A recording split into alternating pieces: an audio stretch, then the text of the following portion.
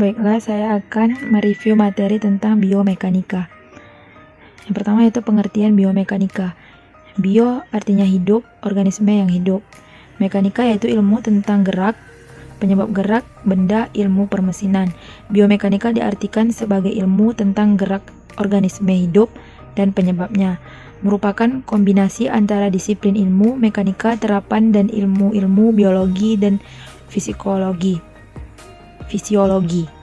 Biomekanika menyangkut tubuh manusia dan hampir semua tubuh manusia. Yang kedua yaitu manfaat biomekanika.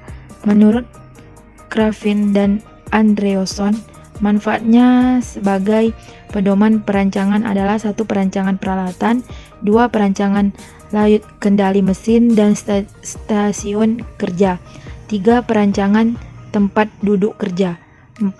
Acuan batas kemampuan pada materi handling, 5. Kriteria seleksi pekerja dan pelatih. Manfaat biomekanika di bidang kesehatan. Yang pertama, traksi leher yang terdapat pada gambar berikut. Yang kedua, traksi tulang kaki, contoh pada gambar tersebut. Yang ketiga, traksi kepala. Selanjutnya pembagian biomekanika.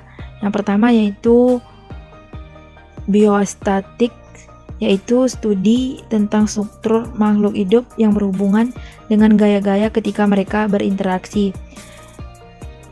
Yang B yaitu biodinamik, yaitu studi tentang dasar-dasar dan pembagian gerakan atau berhubungan dengan gaya yang dilakukan makhluk hidup. Yang C yaitu bioenergetik, yaitu studi tentang transformasi energi yang terjadi dalam tubuh makhluk hidup. Bioenergetik terkait dengan proses biotermodinamika. Skema dalam pengukuran pada makhluk hidup yaitu proses pengukuran, terapannya yaitu ketelitian dan kebenaran, dan lanjut data-data lain sama dengan val positif atau negatif. Selanjutnya hukum dasar mekanika yang menjadi analisis pada makhluk hidup. Yang pertama, hukum Newton.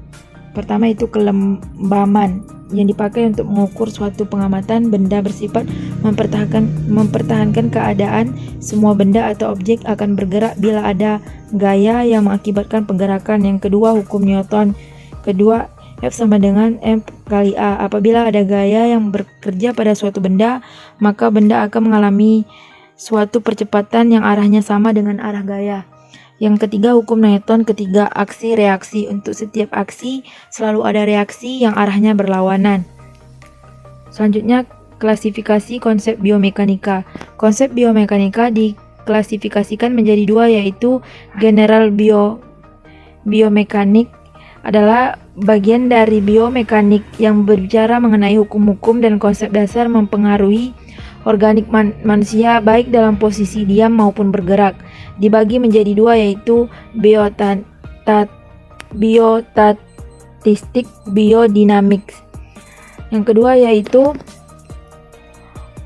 occupational biomechanics, adalah setiap bagian dari biomekanik terapan yang mempelajari interaksi fisik antara pekerja dengan mesin, material dan peralatan dengan tujuan minimumkan keluhan pada sistem kerangka otot agar produktivitas kerja dapat meningkat.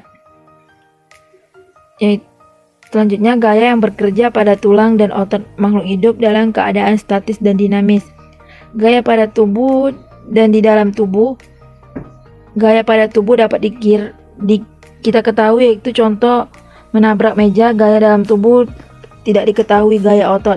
Gaya pada tubuh manusia ada 2, yaitu gaya pada keadaan statis dan gaya dalam keadaan dinamis.